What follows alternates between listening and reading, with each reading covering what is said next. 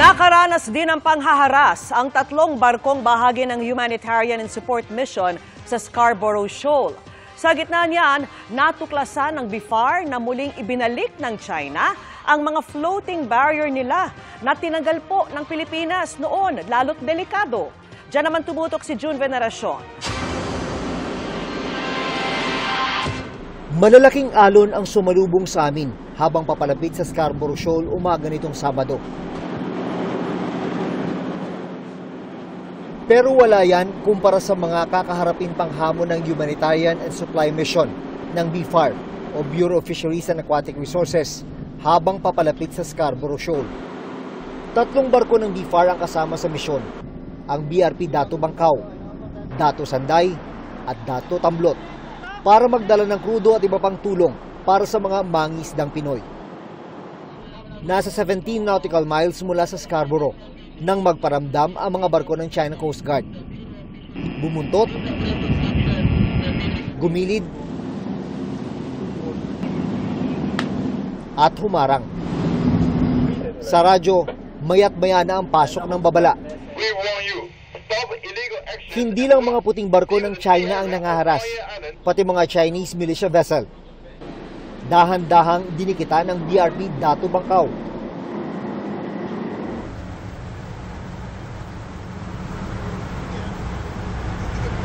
Nasira ang bahagi ng railing ng Dato Bangkaw.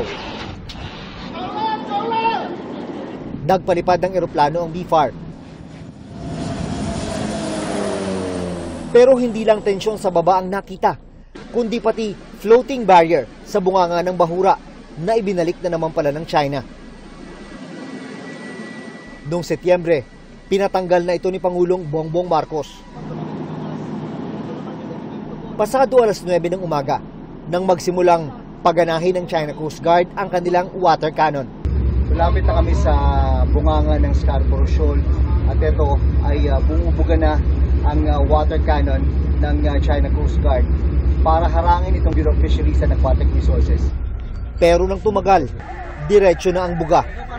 Lakas ng pressure na yun. Ito, pangalawa na ito. Diretso mismo sa barko. Attention all crew.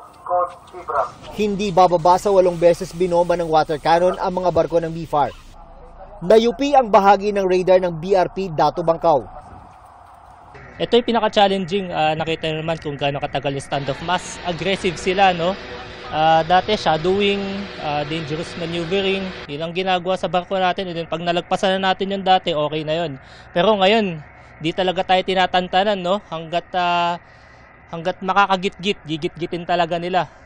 To the point na naglabas na talaga sila ng water cannon. Sa kabila ng gulo na tumagal ng 4 na oras, itinuloy pa rin ang pamimigay ng krudo at iba pang tulong sa mga mangingisda. Palaging ginagato ang mga Pilipino dito, hindi naman nila teritoryo to. Nag-deploy ang China Coast Guard ng rigid inflatable boat. Sakay ang 5 tauhan papunta sa direksyon ng bigayan ng tulong para sa mga mangingisda. Pero hinarang sila ng 2 tauhan ng BIFAR na sakay din ng inflatable boat. Sa kabila ng dinanas sa kamay ng China, babalik pa rin daw ang BIFAR para sa mga susunod nilang misyon sa Scarborough Shoal.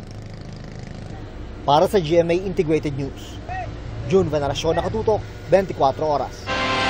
Mga kapuso, kasama nyo kami 24 oras. Mag-subscribe sa GMA Integrated News sa YouTube. Sa mga kapuso abroad, bisitahin ang GMA Pinoy TV at www.gmanews.tv.